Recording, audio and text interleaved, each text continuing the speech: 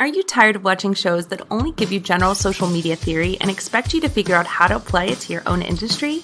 Join us for this week's episode of Social Chatter, the industry's longest running social media marketing news talk show. Not only will you learn the latest breaking news, but you'll also gain practical advice on how to apply it. Now here's your host, Christian Karasevich.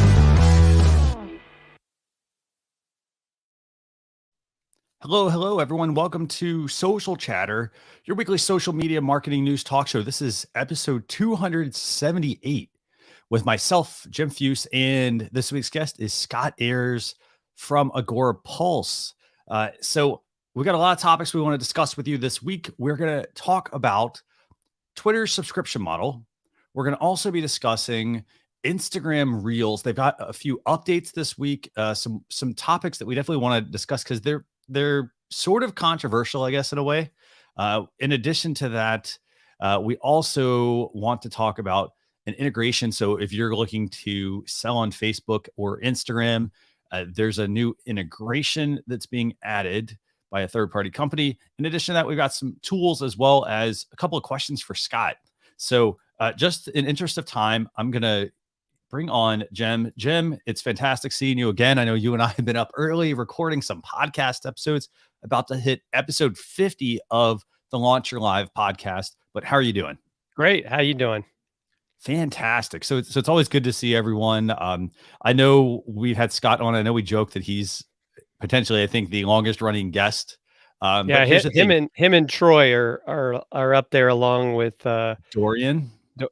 And who else? I think there's Juliet Stapleton is up there too. Yeah, we got quite a few actually. Yeah. So, but I know we're excited to talk about this week's topics. You and I were reviewing them beforehand. So I'm going to go ahead and bring on Scott. Let Scott tell our viewers a little bit about himself. Scott, fantastic having you join us. I'm glad you made it back out of the snowstorm. Well, it's a little bit of rain and cold in Texas, and that's like snowmageddon. Yeah, it's good to be on here. Yeah, and now that I know there's competition on who's trying to be the most guests on your show, like the gauntlet's been raised now, and I'm going to go after it a little bit more. But yeah, so if you don't know who I am, I'm the content scientist at the Social Media Lab, which is powered by Agora Pulse. I run experiments on social media marketing to see what works, what doesn't work, kind of see what the gurus, quote unquote, say out there, and then test it and play it around with different things. And so been doing about 4 years for them. And I've always said, I'm trying to be Bob Hope to Johnny Carson on this show. So constantly just feel like I should just be sitting there waiting on the couch to talk to you guys. So yeah, I'm looking forward to talking about some of the subjects today and some of the tools that you guys got planned. And congrats on 50 episodes, by the way. I know, it's crazy, right? Yeah. We've been working hard at that. I mean, so I will say, I got to say, while you're talking here, I've been exploring your room and your swag game is on point, or your merch game, maybe. I shouldn't say swag, merch. I mean, you've got you've got like a wig here, you got one there, you got this one, you got a lot going on. So yeah, I mean, it's all about. I was on Jim and Chris's show, Dealcasters, on Amazon, their Amazon Live show, and Chris talks about pattern interrupts, and that's my whole goal. Is like, how can I just people keep you looking? I've done it a few times where I've even gone off camera, like when I've had a guest on my show, and I'll move something. And then ask later on the show as a trivia, what did I move, and see if anybody was, and people will notice. That's the funniest thing about it. Or change my camera angle where I cover up this shelf over here and say, hey, what was in the bottom right corner? And people guess it. It's pretty interesting. Yeah, the lights and stuff and everything kind of. And I've got my, I call this guy the Tom from MySpace. He's a dead social media site hanging out with me today in the orange wig and the bow tie. So yeah, I've got all kinds of stuff everywhere. And now since we're not speaking on stages, even my shoes that I wear on stage are up in the cabinet up here, just waiting for another chance to be on the stage. Oh yeah. Fantastic. So okay, Jen, I know we want to kick things off. So let's get into the topics. What do you want to talk about first? Well, let's start. You mentioned earlier, right? The Twitter subscription model, and what is this? What's going on? Yeah, so it seems like Twitter is considering one TweetDeck, which I actually think is a really good tool that I use when I'm a part of Twitter chats. Is that they're considering a fee to use it. So it's like, well, does that mean you're going to fix some of the things that are wrong with it? Because if I'm going to pay for it, I want to be able to add GIFs, which would be nice. But also, does that mean we get an edit button on Twitter? Things inquiring minds want to know. But it's fascinating, right? You think of platforms like YouTube with Super Chat and things of that nature, where your fans can actually, give money, help you out. I mean, it kind of monetizes within the platform instead of having to go to a, buy me a coffee or Patreon, some of these other platforms. I mean, it's an interesting idea. I mean, I don't know if I would, it's that whole intrigue. It's like, do I really have to pay to get the content? But I also understand supporting creators. I mean, Scott, what do you think? Well, I mean, I think it'll be interesting if they make people pay for TweetDeck because it's been free for so long. Do they really want to get into that market? Who can they compete with the scheduling tools that are out there? That'll be the interesting part. But yeah, I think, I wouldn't pay to use most features on Twitter. I don't know about the rest of people, but I don't think there's most of I would pay for. Now, I do think like you said, the super fan sort of deal like you can get on YouTube. I think people could have fun with that now that we're, Twitter's playing around with Twitter Spaces. I could see where there might be a way you could tip people.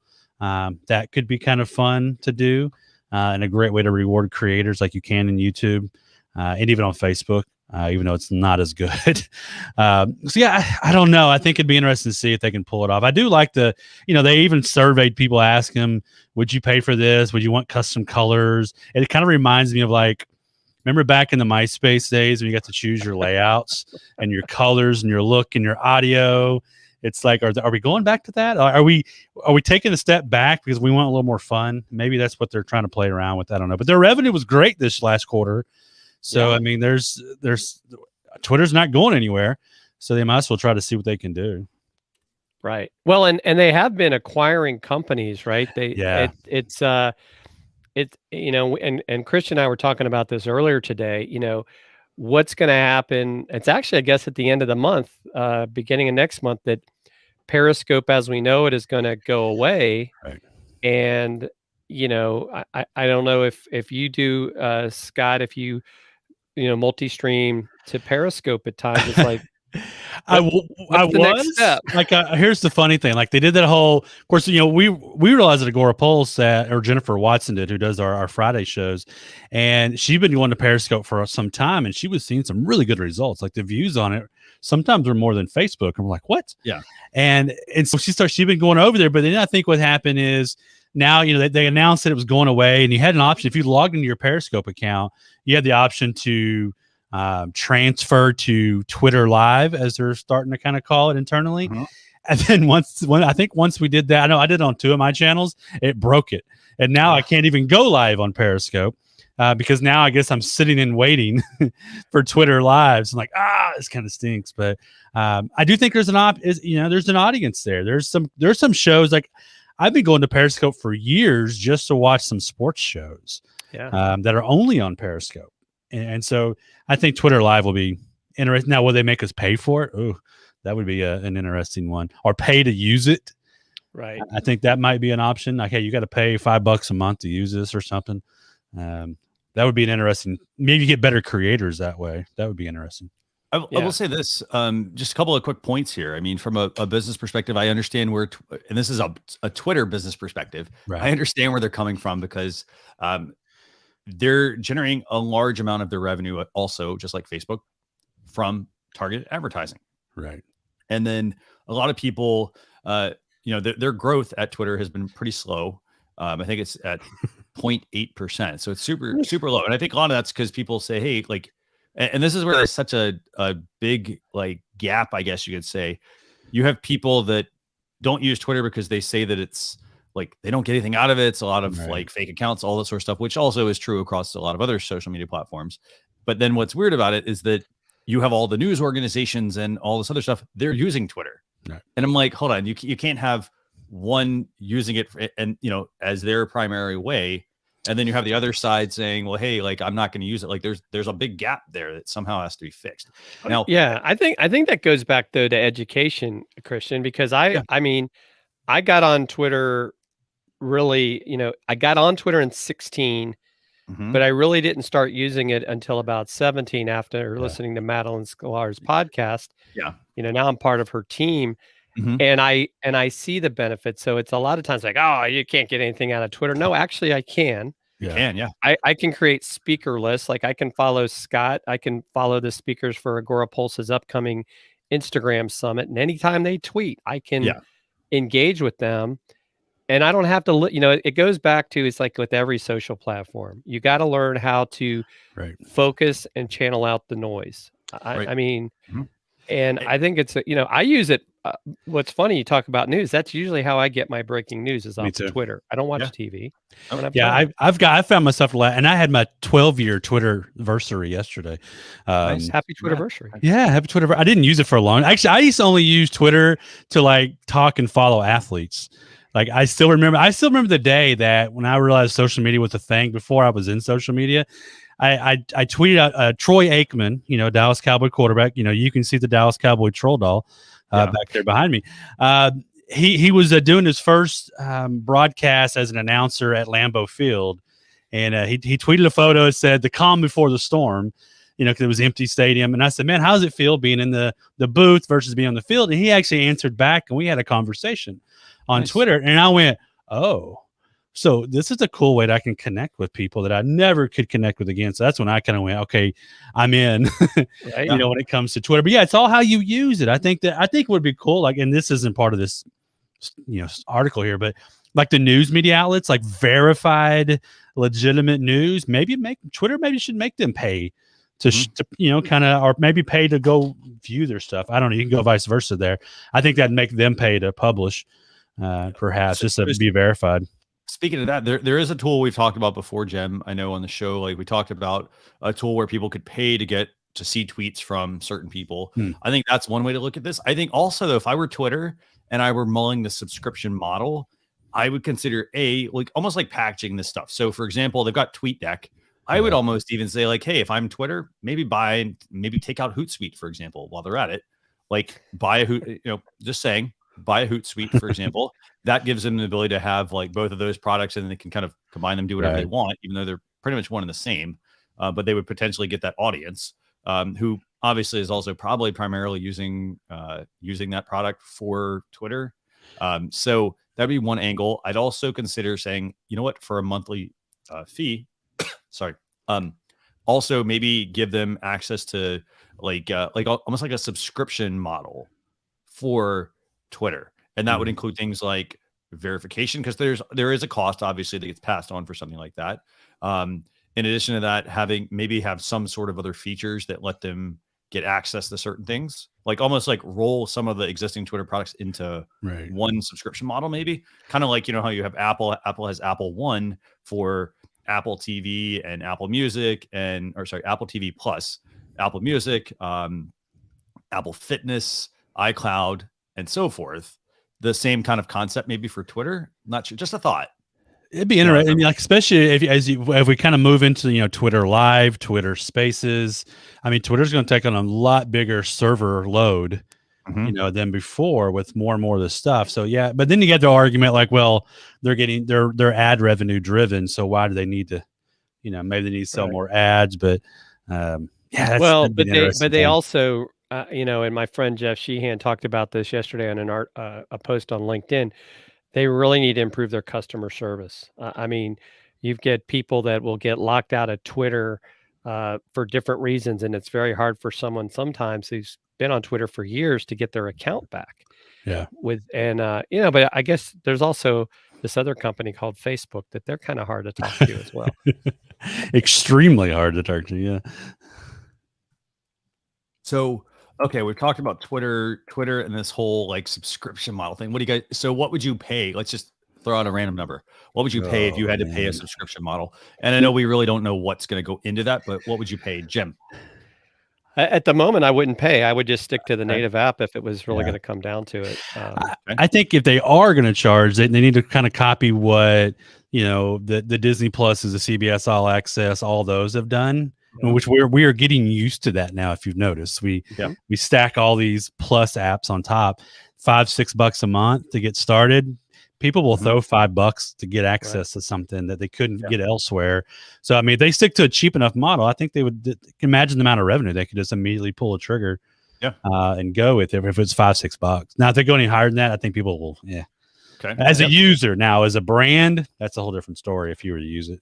Yes, and so I would agree. Definitely keep it in the $5, $6, $7 a month range, and then I think there needs to be an additional fee. Like I think if I were Twitter, I would say the advertiser, like they need to get a bigger company to sponsor them. Is what I'm thinking. Like a bigger company is paying for some portion of Twitter, whereas the user is paying for the smaller portion potentially. Because but they are. I mean, they. I think the revenue is what, $1 billion. I think, and they are publicly traded, so I don't necessarily know that they want to give up that control. I think the bigger question becomes like on the other side of things, right? If you're talking about a business, like, is it worth it to me? Because if you talk to a lot of people, and I don't know if Agora Pulse does it or not. I mean, do people actually use Twitter ads? Because you'll see it, right? It's kind of like with Facebook promoted.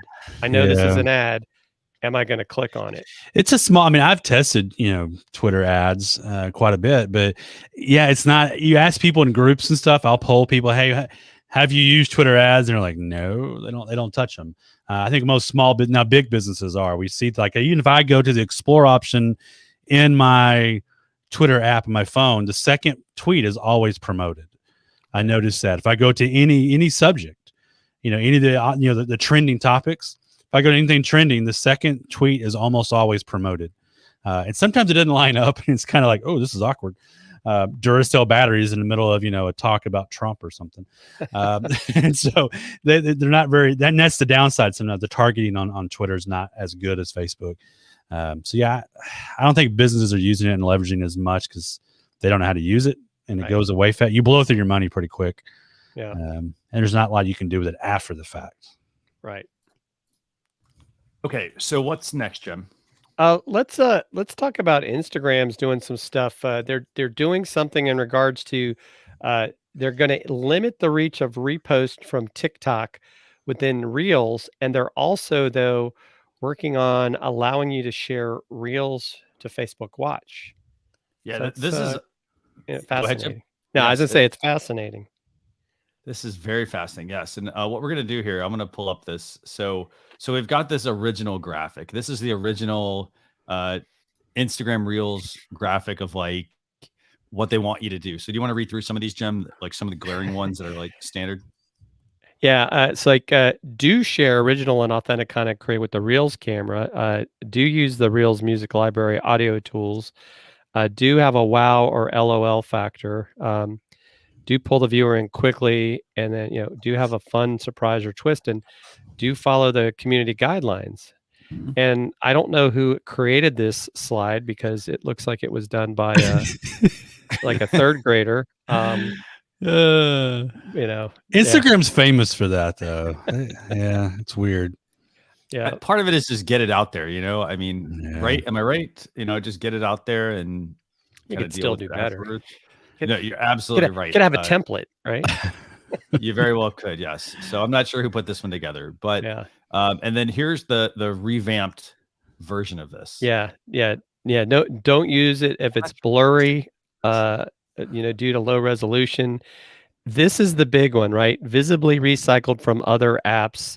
I'm surprised they didn't just say, i.e. TikTok, contains logos or watermarks. They don't want borders. And they also, this reminds me of old Facebook ad stuff, is don't have the majority of the image covered by text, because there used to be the 20% rule on Facebook ads.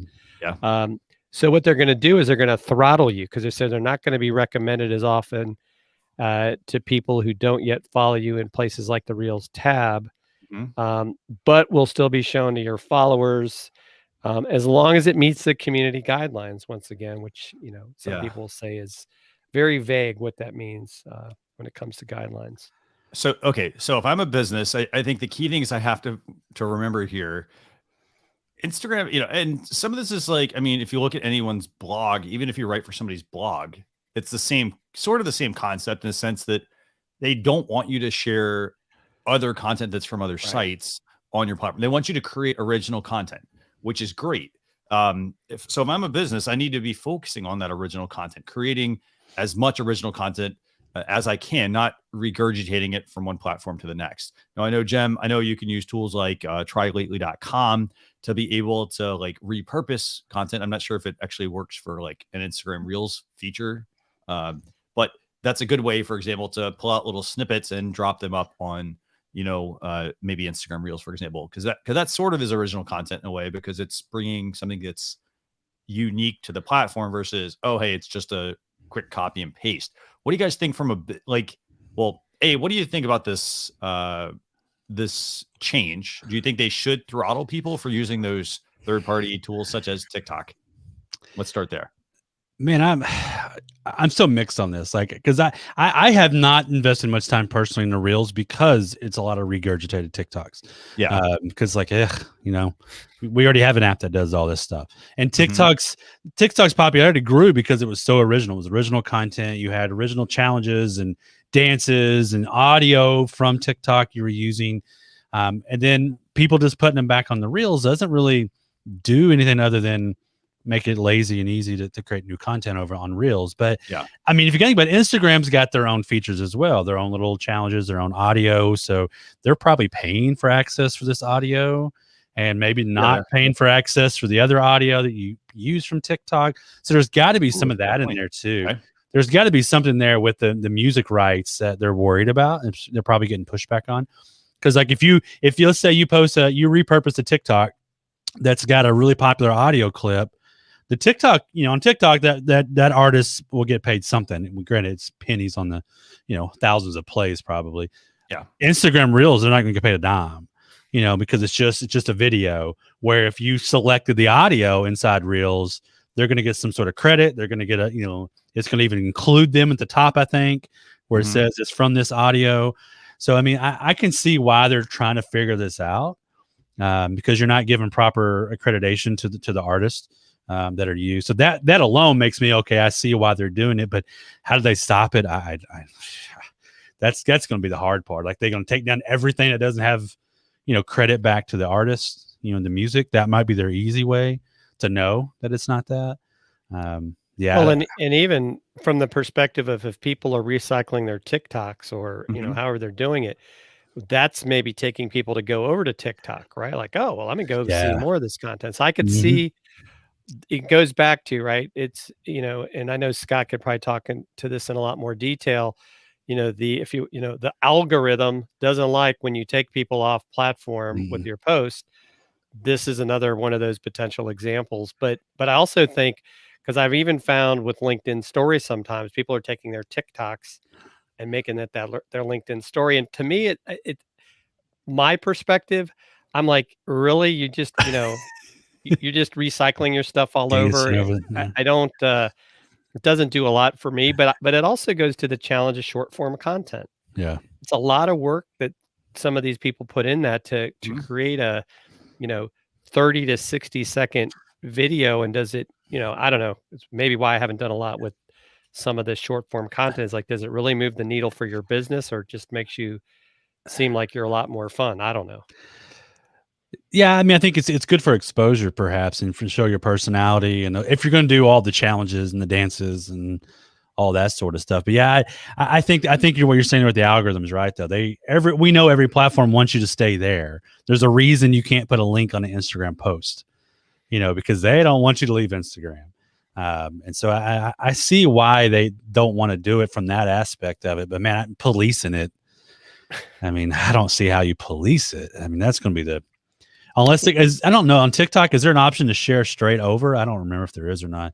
I would assume they're just downloading and putting it over there, but yeah, I mean, you can still do that. So and Scott, I think that's a great point too, right? It's like, it's kind of like, because when you hear what happened with a lot of people with Facebook ads, where all of a sudden, AI was shutting down their ad accounts. Well, could this be the same thing, that all of a sudden they put out this AI tool and all of a sudden your posts are getting throttled or not allowed to post, and you can't talk to anyone to figure out why? And I think the one thing that these companies got to remember is, like, if you frustrate the user, they're going to go somewhere else eventually. They're Right. going to get tired of it, and they'll go find the path of least resistance to get their word out. Yeah, and here's the thing. I mean, think with all this, I think AI is going to play a factor in this.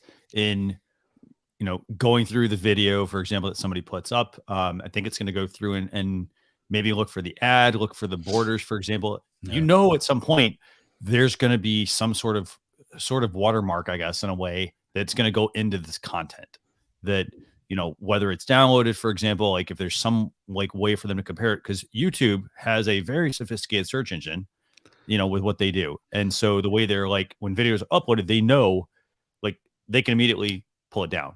So I think there's going to be something like that. Now, if I'm a business, here's the thing. I think we need to make sure that we always impress upon people.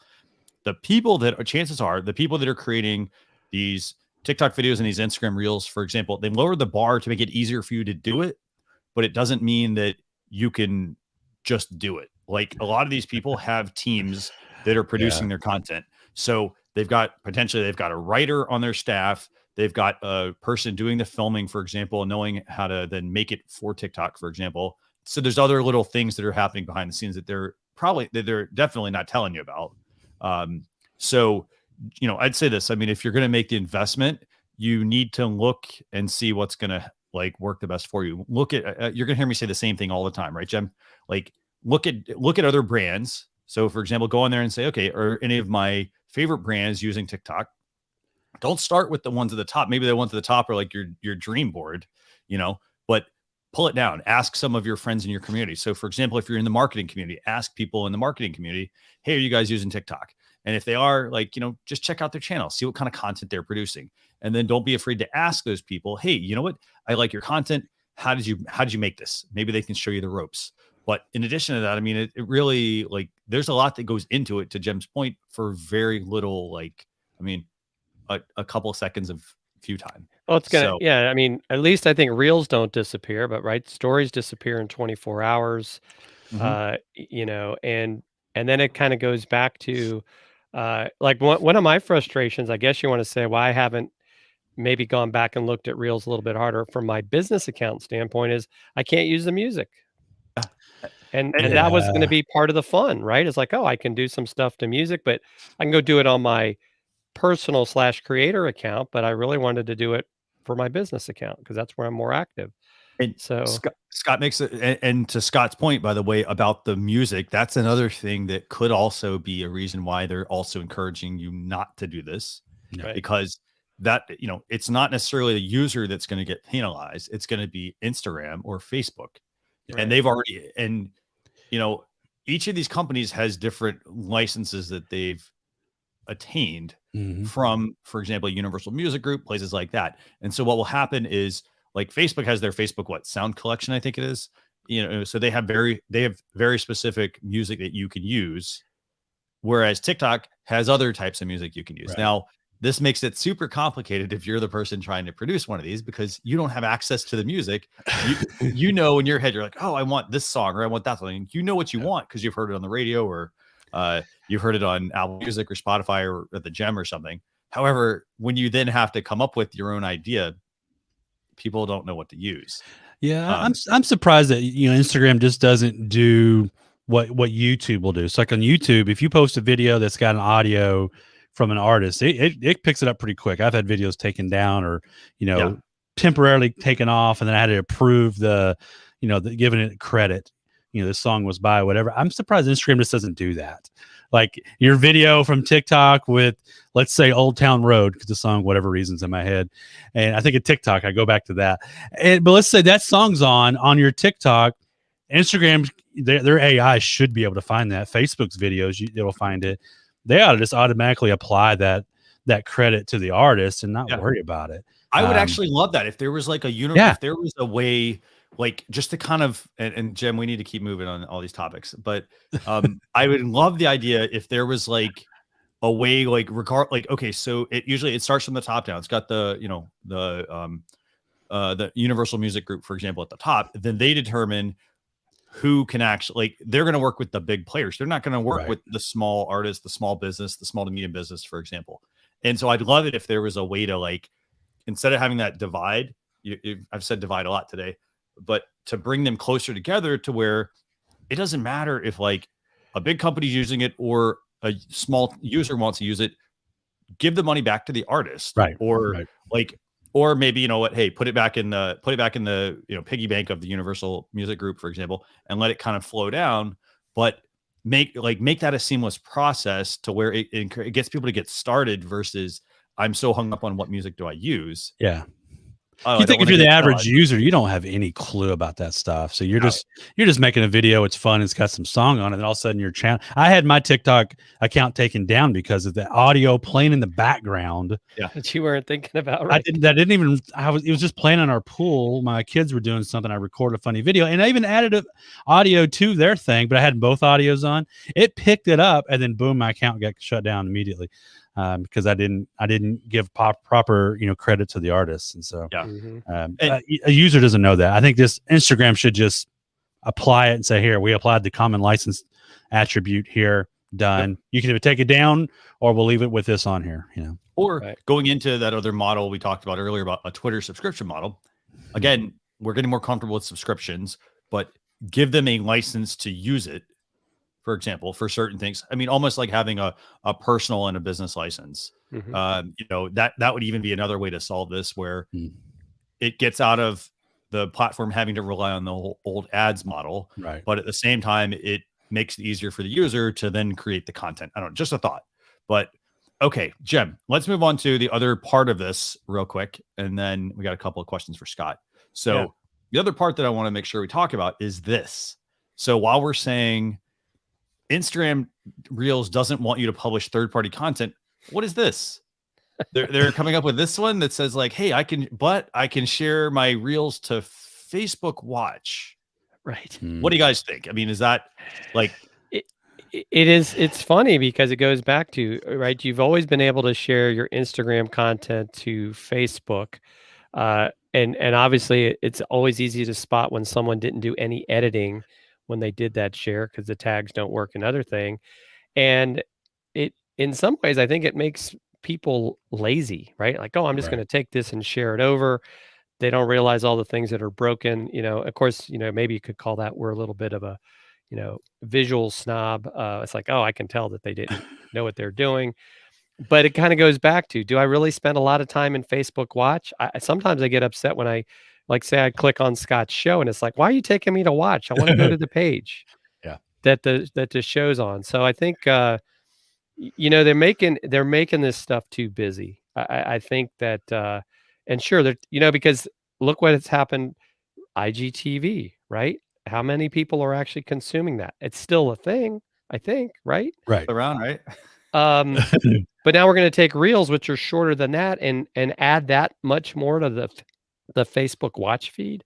I don't know. It's not something that's going to make me like jump on the Facebook Watch. No, I think it's just another way for people, like you said, Jim, to, I hate to use the word lazy because, you know, it is in our opinion as marketers, but, you know, for the person who's doesn't know all this and they just run their own business, this is easier in a quicker way. And you got to think, if you're Facebook, you know, Facebook and Instagram are like stepbrothers, you know, they're family. So they don't mind creating content on each other. So you can go back and forth from the two. It's more ad dollars for both of them by doing this. That's what they're seeing it as. But it is lazy as far as the marketing side of it, if you're like a social media manager or something, because it doesn't work. The content's not the same. You can't click on the hashtags. You can't. Like I make stories a lot on. I will make stories in Instagram, and then I'll download the video and then take it and use it on Fleets or even LinkedIn stories or Facebook stories, but I'll change something to it. I'll make sure there's none of the little sliders on it. There's nothing that's clickable, you know, from the Instagram story. People aren't going to do that with this. They're just going to slap it over there. And now you've got, you know, TikTok on Facebook. Yeah. It's a weird thing. I mean, here's the thing. It is, we have to remember every one of these companies is going to be a little, I want to say, anti-competitive, you know, and they're going to be anti-competitive because of the fact that they want to build that wall around their product, right. You know. And if I'm Facebook, for example, I want people to use Facebook, and I want Instagram to, also I want them to understand that Instagram is owned by Facebook. And so when a product like TikTok maybe comes along, it does threaten Facebook a bit. And so I could see them, offering some of those products that are specific, like that, offering features that may seem contrary to what others can do. Right. You have to look at every single company's like this. I mean, you look at Apple, for example, again, I mean, like you look at Apple sell, like, for example, if you want to do certain things with your product, if you're using, I mean, it makes sense. If I'm using one of their products, it affords, like, the API, for example. Right. The API is a very controversial thing, at least the Apple one, at least, because if I'm Apple, if they're using the Apple product, then they get access, or the software, they get access to certain features in the API. But if I'm a third party company, I don't get access to all of that, or I have to do it a certain way, which makes sense. I mean, it's your product, you're trying to protect it. So I understand that. Now, I think from a business perspective, I mean, it's great that people have more places to share things. I think that, like, again, I mean, it's a useful feature, I think, if people want that sort of shortcut. But I still think it's going to come back to, like, there's a lot of shiny objects here at play. And the downside is that, like, it can easily get somebody distracted from what their overall goal is. And that's going to come back to, you need a strategy to start with. Right. So, 100%. Okay, Jem, what, I think we have one more topic, right? Yeah, I think if we've got time, we could talk about Shopify is expanding to Shop Pay in-stream payments on Facebook. And so this is interesting because, Facebook is trying to get more people to shop on the platform. We kind of talked, you and I have talked before about, like, do people really go shop on Facebook? I know they're trying to do Facebook Live shopping, but that's because of all these things going on with data and what's happening. It's like people are a little hesitant to use the Facebook Pay feature. Mm-hmm. But because Shopify is something that people are already used to, now, this is allowing it to tie into people's Shopify sites. It sounds like it's a 70% faster transaction. So I think it's good news for Shopify, and possibly for those businesses selling on those two platforms. But I don't know. I mean, I'd be curious to hear what Scott thinks, because personally, like we talked about, I don't, if and of course I like Amazon Live. I have a show on that. If I'm shopping, I'm going to Amazon. I don't usually go to these platforms to shop. Yeah, I mean, I think it depends. I don't either. I mean, I'm an Amazon junkie. My order history shows that, and all the cardboard boxes around the house show that. But I don't know. I probably wouldn't. I'll say that now, but I know Instagram's done this well.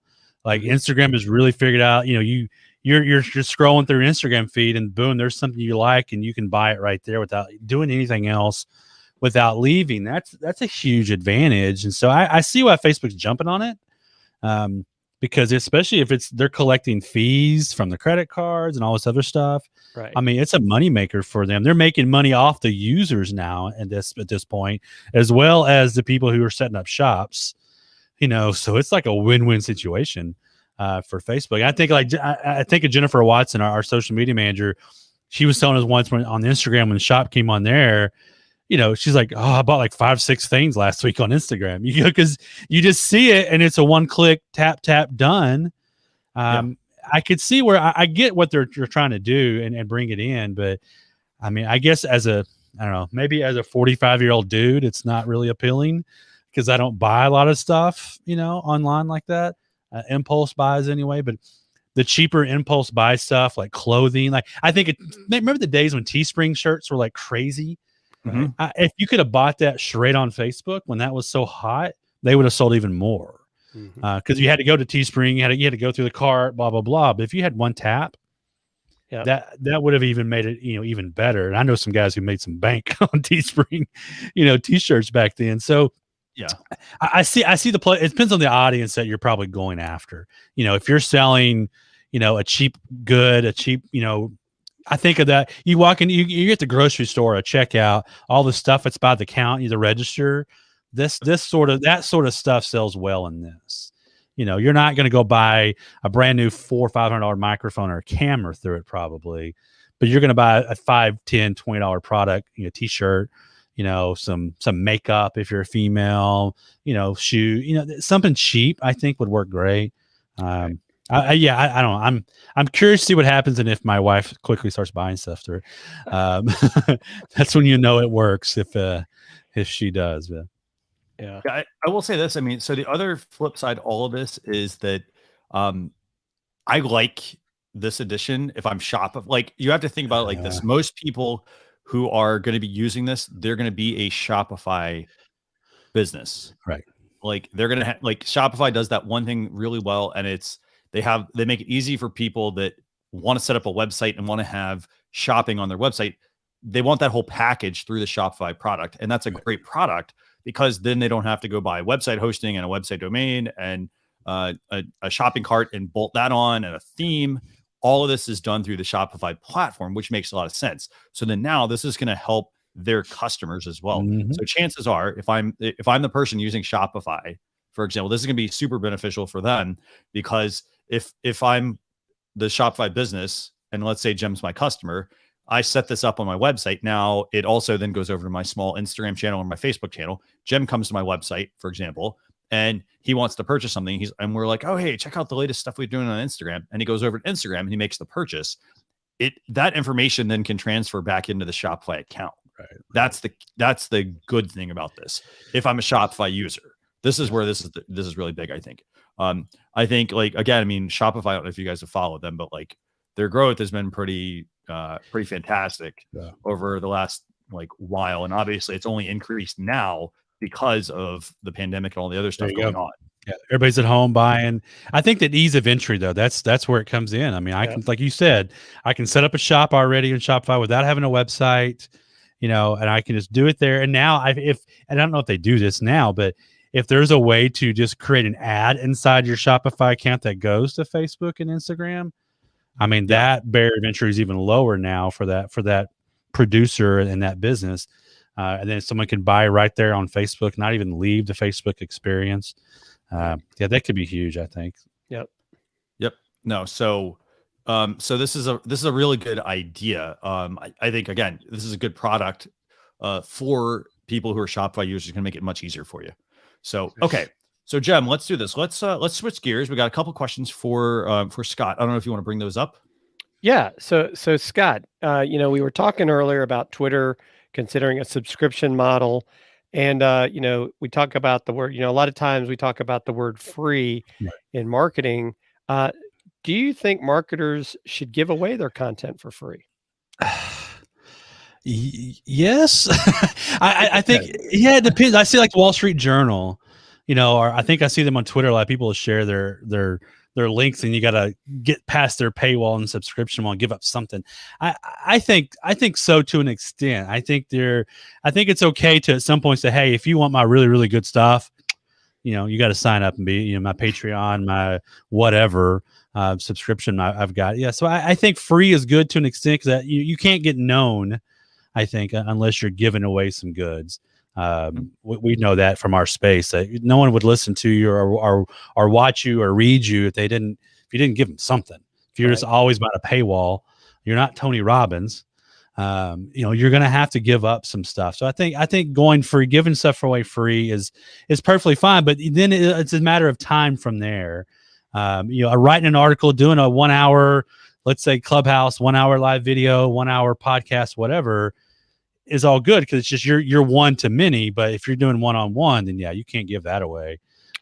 You've got to ask people for money at that point, because this is your time that factors in. And I think too, I mean, even Agora Pulse, right, with these, I almost want to say it's about quarterly events where they're bringing on experts to teach people, like the one coming up with Instagram. I know you're going to be speaking during that. It's like, it's enough to make people get interested, but then it's kind of like they want more, right? Or they say, I can't do it all myself. I need to hire Scott or whoever one of the speakers may be. So I think I would agree with you. I mean, and that's why you have events like our event. It is an Instagram version this quarter. It's summit.agorapulse.com. We'll take you over to it. I think it's on the 24th. And it's all free. And most of it's recorded. We do have live keynotes, like Ann Hanley speaking live and Jen Herman and some others. But you, as a speaker, you typically go to events and don't get paid unless you're the keynote, typically, but you're there because you want all those people to then, ask you stuff in the hallway or email you later, and sign up for your product or your coaching session or whatever. So I think as marketers, you've got to give some stuff away, but your hope is your hook. You guys don't do a live video show and a podcast and everything else for free for grins. You want people to sign up for your course or buy your package, or maybe, I know, Jim, you do a lot of live video producing. Maybe, hey, I like how Jim produces his videos. I'm going to hire Jim to do my videos. So you're doing that for a reason. I do stuff because I want people to sign up for Agora Pulse at some point. But I got to give away. I got to get that know, like, and trust factor away, and then I have the permission to do all that other stuff later. Mm-hmm. Yep. Yeah, and as far as the whole, like, giving away things away for free, I mean, people have to, like, it's something that you don't have to give away everything, but you also, like, for example, if you've got a secret sauce, you're not going to, I think we've talked about this before as well, Jim, you're not going to give away that secret sauce, but you're going to give away things that are, like, low cost, but high value items. Right. So for example, if it's, like, for example, Scott, like, if you've got, you could have a test kit that you give away, for example, that could be a free download or something. So, like, the cost there is like, okay, hey, you know what? You go through the experiments. People are not necessarily going to do their own, but you could be like, hey, if you want to learn how I conduct these experiments, here's a quick, 1 or 2 page PDF, for example, that I send you with kind of what I do, but then it's up to the person to do it. So you're not giving away the secret sauce because that people are not going to necessarily do it themselves. So, Jim, I think there's a lot there with the download stuff. Like, you think of, like, live video shows, because I know you guys talk about live videos so much. A run of show, people give away those run of show or ROS templates quite a bit because it's a way for people to go. You get their email address, and then you can remarket and do. And I think the money is still in the list, even though it's 2021. Right, money's still in the list, even though people kind of we're social media now. But you give that away because you want that email, you want a chance to remarket, retarget, and then they trust you. Like, hey, look, these people just gave me away this cool thing I couldn't have thought of. Yeah. And it's just a spreadsheet with some cells filled out, but they get excited about it because now they're like, you've made their life a little easier. Right. And so, but yeah, you got that email address or you got that pixel, on Facebook for Facebook ads or whatever it might be. So, yeah. Yeah. So what's the next question, Jim? Yeah. So, Scott, because we know you're a mad scientist.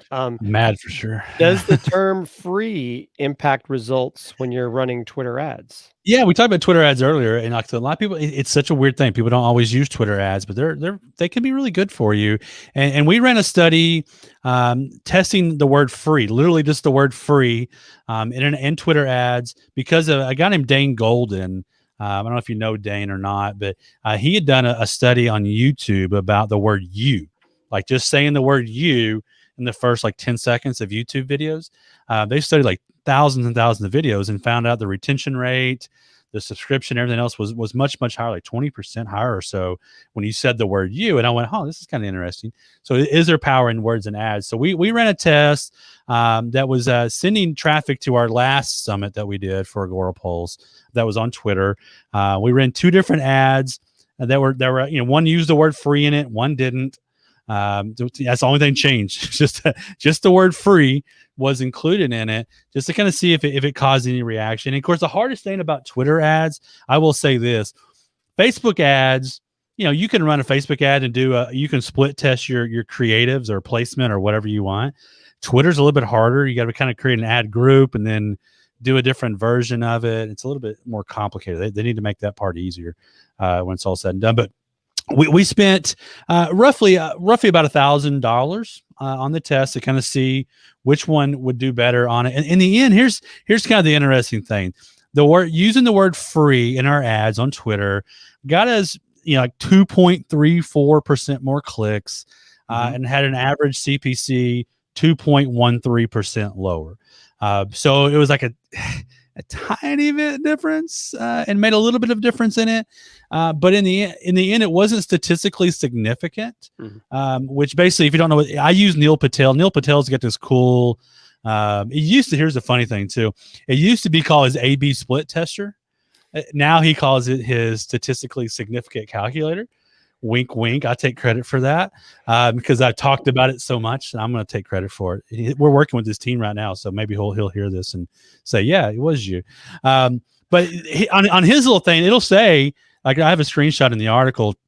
It was 93% certain that free did better, but that's still not scientific enough. You want 95% certainty in order to say yes is the clear winner. So in the end, yeah, it made a difference, but not enough for me to like make it my marketing strategy forever. You might try it out, maybe try it towards the beginning, see if that does something different. The placement of the word might play into that. But yeah, I think free did help, and HubSpot has done some studies on it as well, and they found that it helped. Even Twitter talks about using the word free in your ads tends to help. But for us, it was such a small difference. It didn't really get me excited, which is one of those things, like when you do these tests, sometimes you're like, I want like a clear hoorah, kind of moment. And this one's like a meh, like, it was good. I'm glad I did it, but I'm not going to like change everything today because of it. Yeah, definitely. So I will say I like the fact that you're running those tests. I mean, I think those tests are super helpful. The fact that like it's like, and this is the thing, people need to realize, like, as a business, you need to realize that you don't need to be testing everything at once, but like pick something. Like there's so many social media platforms out there that like you can go be on all of them, as everybody says, like, oh, go join a network, but don't worry about like joining all of them and like, okay, now I gotta like, I'm on 10 of them. I got 10 things to do. It's so much stuff, right? What I should be doing is I need to pick the one where I'm going to see the best or the most growth. So for example, if that's like, let's just throw it out there. Let's say YouTube, for example, if YouTube's the channel I want to grow on, or Twitter, I need to set a reasonable amount of time that I'm spending on the platform and trying to leverage, and trying to grow there, and then get it built to then move on to the next one versus, oh, I'm going to go from this one and then I'm going to try to do 5 things at once. You're going to burn yourself out. Right. So definitely keep that in mind. Anything else you guys want to add to this, Jim, before we move on to tool time real quick? No, I think Scott did a great job covering that. Let's move on to tool time. Tool time. Okay, so I gotta get like we gotta get a recording at some point, Jim. So tool time. It's our time to share with you 2 tools. These can be tools, extensions, whatever that we think can really help you as a business owner. So Jim, what's the first tool that we want to talk about this week? So the first tool is an interesting one that you came up with. Usually Christian comes up with these, and it's called let me find it again here. Blur it out. Yes, and let's just make sure we tell people, like, we had another image we want to show you guys, but it's in the article though. It's on the website, right? Yeah, you saw that. Yes. Yeah. So there's a Google Chrome extension, and then it's one of those where, you want to. We didn't share it because the image a little early in the morning for people to read that title, right? It might not make them feel good, but a good reason to blur it out for sure. Yeah. So what is this exactly? So so this is a free tool that helps you blur out parts of your screen. Now, this is not for videos. So I've had people ask me how do I do this for live streaming, or actual real video, or like pre-recorded video. You usually need to use a motion tracker. So like you can blur out like a t-shirt so that as you're moving, it's hitting every single frame. This is primarily just for still images. It's a Google Chrome extension and it's free. And so you can go to the website. They have an interesting example, but basically the bottom line is this: you enable it from this screenshot in Google Chrome. And then once you've enabled it, what you basically can then do is set up the keywords that you want it to look for on screen, and it will blur it out.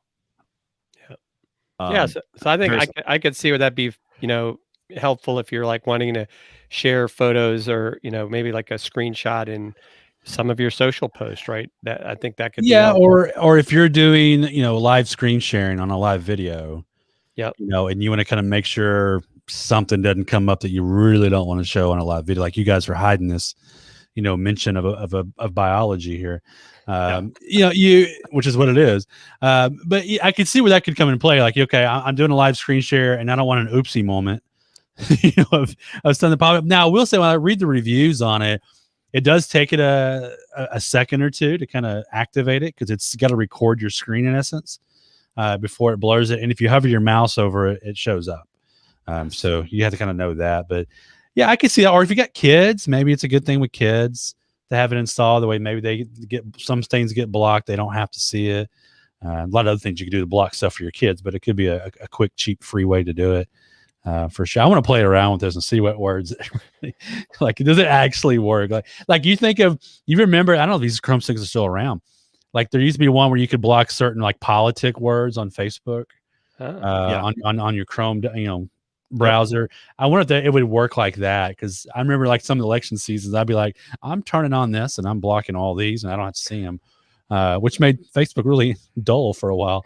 You're like, nobody's posting. But I wonder on the blur, like, would it blur out stuff on Facebook? That would be an interesting one. Or is it just stuff on Google or websites? Right. That would be, yeah. See, I'm going to test that now. There's no value business-wise in that, but it's kind of fun to play around with.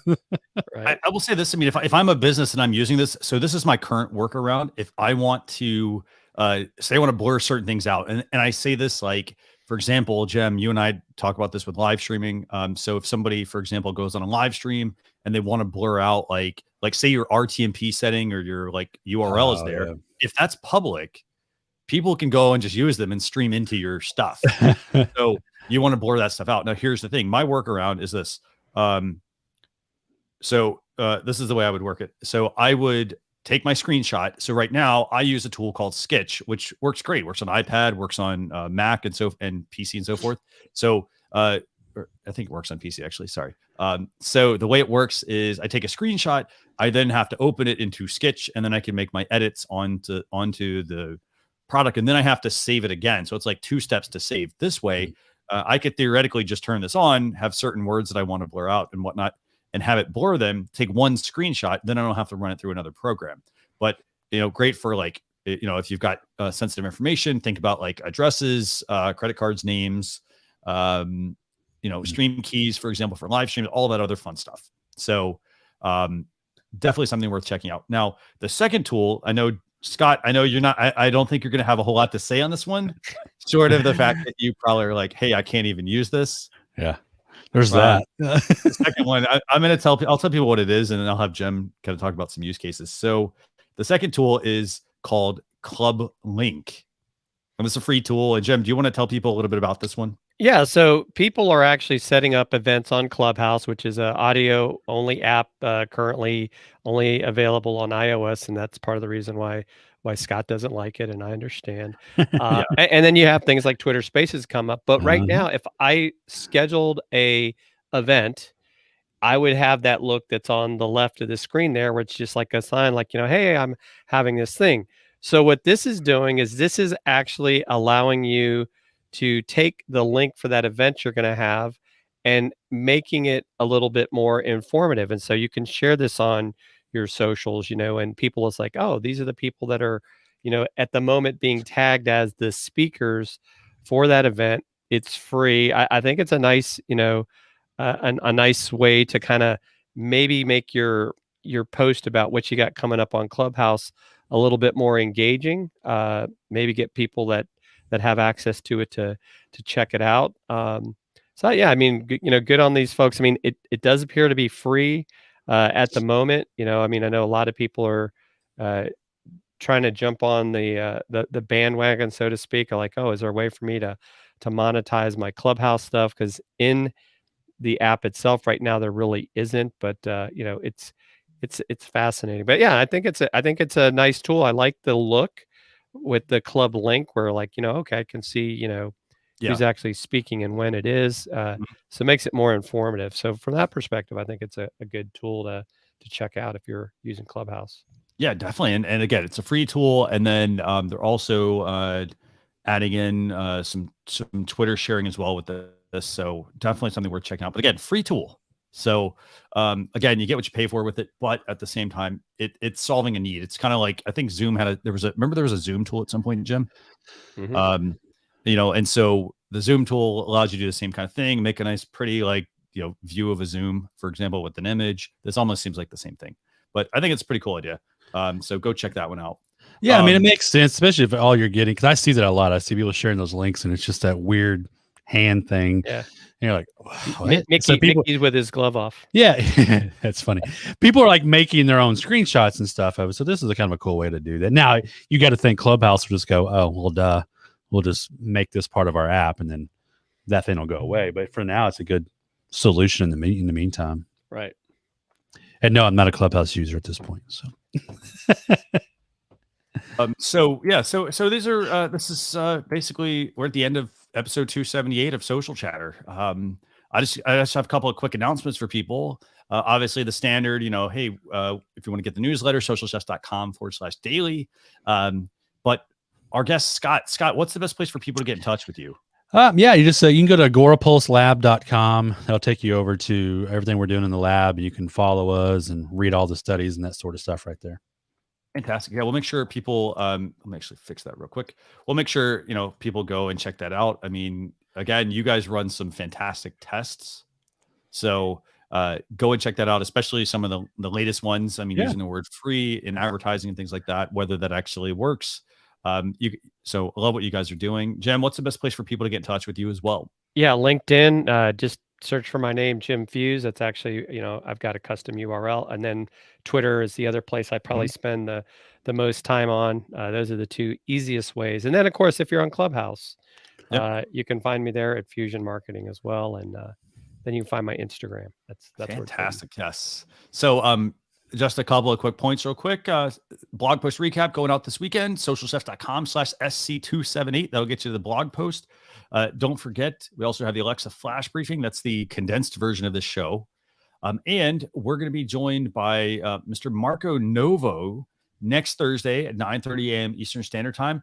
That's going to be on youtube.com/socialchefs or facebook.com/socialchefs. We're going to talk with Marco. He's how would you put it, Jim? Like he's a live video producer. Yeah. Live streamer, does a great job. He was on Launch Your Live talking about ways to get guests. Yeah. So you can go back and see the YouTube on that as well. Or listen to the podcast. Yeah. Marco's a great guy. Fantastic. So we will see you all next week. I want to thank everyone, both Jim and Scott. Thanks a lot for joining us. And we'll see you all next Thursday, 9:30 a.m. Eastern Standard Time. Thanks a lot, everyone.